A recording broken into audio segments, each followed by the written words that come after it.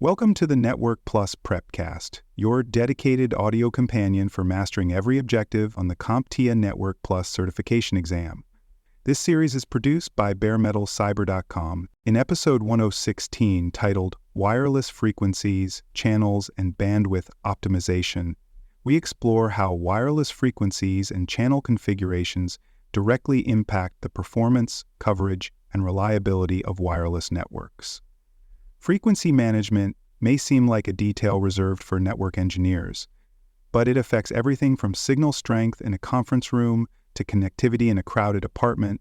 On the certification exam, this topic appears frequently in questions about design choices, performance troubleshooting, and access point configuration. Understanding the interplay between frequency, channel width, and interference is essential for building and maintaining stable wireless environments. Channel selection and bandwidth use are not just technical parameters buried deep in configuration menus. They determine how access points share the spectrum, how users experience Wi-Fi connectivity, and how networks avoid contention in crowded areas. The right choices can reduce interference, increase throughput, and improve roaming performance. The wrong choices can result in dropped connections, slow data rates, and inconsistent coverage. Whether you are preparing for a deployment or the exam, mastering this core topic is critical to understanding how wireless networks deliver consistent performance in diverse environments. The two primary frequency bands used in wireless networking are 2.4 GHz and 5 GHz.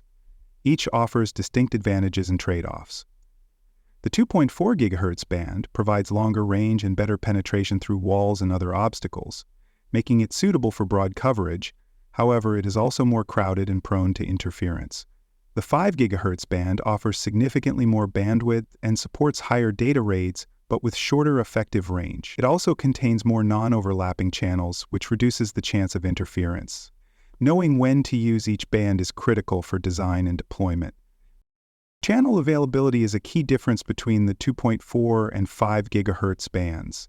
The 2.4 GHz spectrum offers only 3 non-overlapping channels, typically channels 1, 6, and 11. These limited options can lead to congestion in dense environments. The 5 GHz band, by contrast, offers many more channels, including those in the UNII band. With the introduction of Wi-Fi 6E, the 6 GHz band has become available as well, further expanding the number of usable channels and reducing competition. On the exam, be prepared to match standards with their supported bands and channel options. Channel width determines how much spectrum a given wireless signal uses. Wider channels allow for greater throughput because they can transmit more data at once. Common channel widths include 20, 40, 80, and 160 MHz. While wider channels offer higher potential speeds, they also increase the chance of overlapping with other signals, especially in environments with many access points. Therefore, selecting the appropriate channel width involves balancing performance gains against the risk of interference. The exam may present scenarios where wider channels cause performance issues due to excessive overlap. Channel overlap leads directly to signal interference, which can degrade throughput and increase latency. This is particularly problematic in the 2.4 GHz band, where overlapping channels are difficult to avoid. In these environments, using only the 3 non-overlapping channels, 1, 6, and 11, helps minimize interference. In the 5 GHz band, non-overlapping channels are more plentiful, but improper configuration can still lead to co-channel and adjacent channel interference. Understanding which channels overlap and how interference affects performance is a frequent topic in certification questions. When configuring access points, administrators can choose between automatic and manual channel selection. Automatic channel selection allows the access point to scan its environment and choose the least congested channel. This works well in dynamic environments, but may lead to suboptimal results if nearby access points are also making automatic changes. Manual channel selection allows for more precise control and is often guided by a wireless site survey. These surveys reveal signal strengths, interference sources, and coverage holes. On the exam, expect to decide whether auto or manual configuration is better based on deployment goals. Band steering is a feature that encourages dual-band clients to use the 5 GHz network instead of the more congested 2.4 GHz band. By steering clients toward less crowded frequencies, access points can reduce contention and improve overall speed. Band steering helps ensure that capable devices get the best possible performance while reserving the 2.4 GHz band for devices that truly need the extended range. The exam may include configuration scenarios where band steering improves client distribution and load balancing across radios. Roaming between frequencies occurs when a wireless client moves through an environment and switches from one access point to another. Devices typically evaluate signal strength and quality to determine when to roam, but handoff delays can cause temporary disruptions. Advanced access points support fast transition technologies that assist clients in seamless handoffs, reducing latency and packet loss. Proper roaming behavior requires consistent configuration across access points, including matching SSIDs, security settings, and channel plans.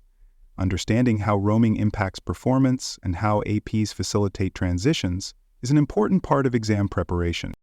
Frequency reuse is an advanced design technique used in large environments like campuses or stadiums. It involves using the same channels in multiple areas while ensuring enough physical separation to avoid interference. This allows for more efficient use of the limited spectrum without creating co-channel interference. Successful frequency reuse depends on careful planning of access point placement and power settings. The exam may ask how to optimize coverage and capacity using frequency reuse strategies, especially in high-density or segmented layouts. Environmental factors significantly affect wireless frequency behavior. Physical structures like walls, floors, and furniture can block or reflect signals. Materials such as metal, concrete, and glass absorb or redirect wireless waves, creating dead zones or multipath interference. Even factors like humidity and temperature can influence signal propagation. Site-specific considerations must always be taken into account when designing wireless coverage maps. The exam may present a situation where unexpected performance issues are traced back to environmental interference, requiring you to adjust channel plans or access point placement. For more cyber content and books, please check out cyberauthor.me. Also, there are other podcasts on cybersecurity and more at baremetalcyber.com. Successful wireless design depends heavily on the use of planning tools that help visualize and measure radio frequency behavior. Spectrum analyzers can detect and display the presence of interfering signals across the wireless bands, revealing congestion, noise, or unauthorized devices. Wireless heat maps provide visual representations of signal strength across physical spaces, helping identify weak spots or excessive overlap. Many modern network controllers include built-in tools for channel planning, using environmental scans and predictive modeling to recommend optimal channel and power settings. On the exam, you may be asked to interpret output from these tools or choose which tool to use for a given scenario. In the 5 GHz band, access points can make use of DFS channels, dynamic frequency selection channels, that are shared with radar systems. These channels expand the number of available frequencies, which is particularly useful in crowded environments. However, if an access point detects radar activity on a DFS channel, it must vacate that channel immediately and switch to another. This behavior introduces complexity and potential service disruption, but also offers access to additional bandwidth. For the exam, remember that DFS use requires regulatory compliance and that access points must monitor for radar and react accordingly. Signal-to-noise ratio, or SNR, is a critical metric that indicates the quality of a wireless connection. It represents the strength of the signal relative to the background noise, measured in decibels. A high SNR means that the signal is strong and clear, while a low SNR suggests that the connection may be unstable or prone to data errors. Interference, distance from the access point, and physical obstacles can all lower SNR. The exam may present a scenario where SNR must be evaluated to explain poor connectivity or performance fluctuations. Another measurement used in wireless planning is RSSI, or Received Signal Strength Indicator. This value reflects the power level of the signal received by a client device. RSSI helps determine whether a device is within effective range of an access point and is used in tandem with SNR to evaluate wireless quality. During site surveys, RSSI data guides the placement and orientation of access points to ensure even and sufficient coverage. Certification questions often ask about interpreting RSSI levels or identifying when signal strength is too low for reliable connectivity. In high-density environments such as lecture halls or conference centers, channel bonding is often used to increase available bandwidth. This technique combines two or more adjacent channels into a single wider channel, such as 80 or 160 megahertz, to support high-throughput applications like video streaming or large file transfers. While bonding boosts performance, it reduces the total number of channels available for reuse. In dense environments, this trade-off must be managed carefully to prevent interference. On the exam, you may be asked when bonding is beneficial versus when it reduces overall network capacity. Adjusting access point power settings is another important method for controlling wireless coverage. If power is set too high, it can cause signal overlap and interference with nearby access points, particularly those using the same channel. If power is set too low, coverage holes may appear, leading to connectivity issues. Effective power tuning ensures that each access point provides adequate coverage without interfering with others. This tuning process works in tandem with channel planning to create a balanced and interference-free wireless environment. Exam scenarios may ask you to identify which adjustment channel, power, or placement is best for solving a specific problem. Bandwidth in a wireless network is a shared resource among all connected devices. As more clients connect to an access point, they must contend for airtime, which can lead to decreased performance. Load balancing strategies distribute clients across multiple access points or radios to prevent congestion. Features like airtime fairness help ensure that no single device monopolizes the medium. Recognizing the shared nature of wireless bandwidth and how to optimize it through configuration and placement is a key concept on the certification exam, especially in questions involving user experience or network design. To bring everything together, wireless optimization involves choosing the right frequency band, selecting the proper channels, setting appropriate channel widths, and tuning power levels. Environmental variables must be accounted for, and tools like heat maps, spectrum analyzers, and SNR measurements guide decisions.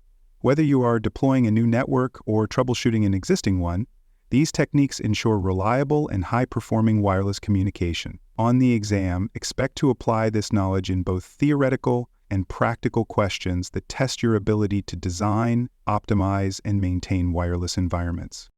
To conclude episode 116, remember that frequency and channel management is not optional. It's central to the success of any wireless deployment. Selecting the right band, using appropriate channels, and managing interference through smart configuration are essential for providing reliable coverage and high-speed access. These principles apply across all wireless standards and environments. On the certification exam, mastering these concepts will help you interpret wireless behavior, troubleshoot common issues, and demonstrate a deep understanding of what makes wireless networks function at their best. Thank you for listening to this episode of the Network Plus Prepcast, your trusted audio guide to the CompTIA Network Plus certification. This episode was produced by baremetalcyber.com. For more cybersecurity podcasts, books, and resources, visit baremetalcyber.com. Thanks for joining us for this episode of the Bare Metal Cybersecurity Plus podcast. For more episodes, tools, and study support, visit us at baremetalcyber.com. And before you take the test, make sure to check out the practice questions in the book Achieve CompTIA Security Plus SY0-701 Exam Success by Dr. Jason Edwards. They cover every domain and are a powerful way to lock in your knowledge.